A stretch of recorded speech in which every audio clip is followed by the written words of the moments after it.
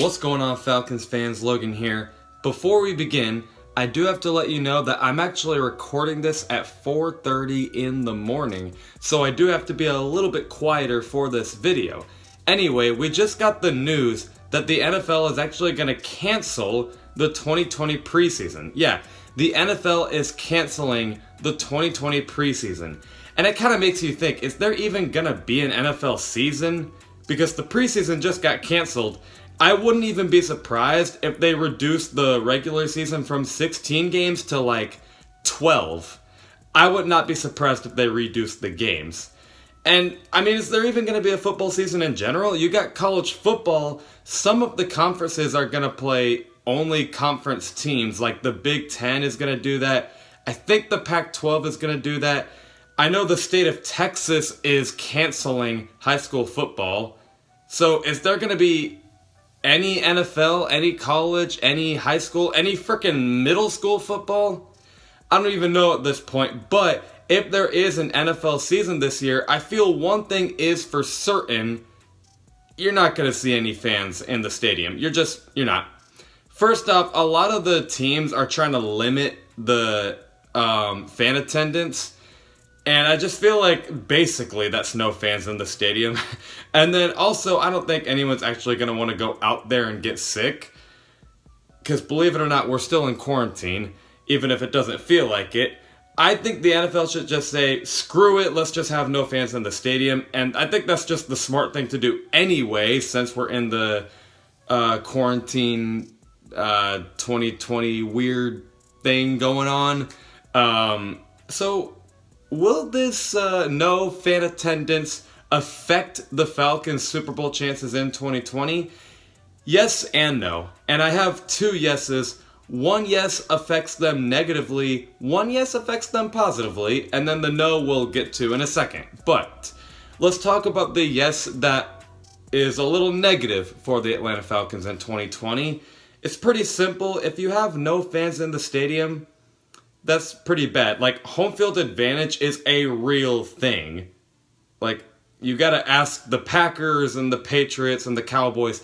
All these teams with just this elite home field advantage, part of the reason they win is because those fans are loud and it helps the opposing, or it doesn't help the opposing team, but the opposing team struggles to like hear the quarterback try to snap the ball. You get the idea. And the Falcons, not that they ever had like an elite home field advantage, but they had a home field advantage at times. But unfortunately, we might not get that this year, and it'll be a little like 50-50 if we're going to win the home field games this year. And it sucks especially this year because we're getting new uniforms. We have Dante Fowler, Todd Gurley, and Hayden Hurst coming in. And the crowd is not going to see that this year, at least in person. So that's going to suck for the Falcons because they're not going to have anyone rooting them on. Even on the road, they're not going to have anyone trying to help them. And then it affects them positively because on the flip side, no other team is going to have a home field advantage. So the Falcons' road games they're going to go to, like they have to play at Minnesota, they have to play at Green Bay, Dallas, New Orleans. Maybe even Las Vegas is going to be a tough place to play in if they have the fans from Oakland travel to Las Vegas. Heck, Tampa Bay has a lot of bandwagoners this year. A lot of the fans could be there. But it seems like maybe there won't be any fans at all. So it might be easier to win those road games now. And those road games are pretty tough. Like, it's not easy to win in Lambeau Field. It's not easy to win in AT&T Stadium. It's not easy to win at the Superdome in New Orleans. A lot of the games are just not easy to win, but with no fans, it might not be that bad. So basically, every game in 2020 seems like a 50-50 chance on who's going to win because you're kind of watching practice. Without any fans, I don't really know what you're supposed to expect. Every game is like 50-50. Like, literally both teams could win. It's not like one team is favored because of their home field advantage. So that's a good thing. Now, it might not affect the Falcons at all, simply because they still do have a talented roster. I mean, they have Matt Ryan at quarterback, Julio Jones at receiver, Calvin Ridley, Todd Gurley at running back, who probably isn't going to go back to MVP form, but he is going to still be a good player. I have high expectations for Hayden Hurst. And then even on the defense, Grady Jarrett, Dante Fowler, maybe even the secondary pops out of nowhere like A.J. Terrell. Hopefully Keanu Neal is back, Deion Jones at linebacker.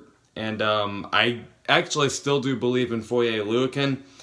You get the idea, guys. Like, the team is still pretty talented. Even if I am still I'll believe it when I see it for Dan Quinn. I don't exactly know what to make of him, but I'm a little more optimistic in him simply because I guess he's realizing the team needs to get their ass together. Like last year, they were doing bad, and Dan Quinn's like, okay, we got to get this together. And so hopefully he has that same attitude in 2020, but for like the whole season instead. But anyway, that's all I really got, guys. Let me know what you guys think in the comment section below. Do you think the Falcons can still win the Super Bowl in 2020 without any fans? Let me know, and love and appreciate you all for the support. As always, rise up.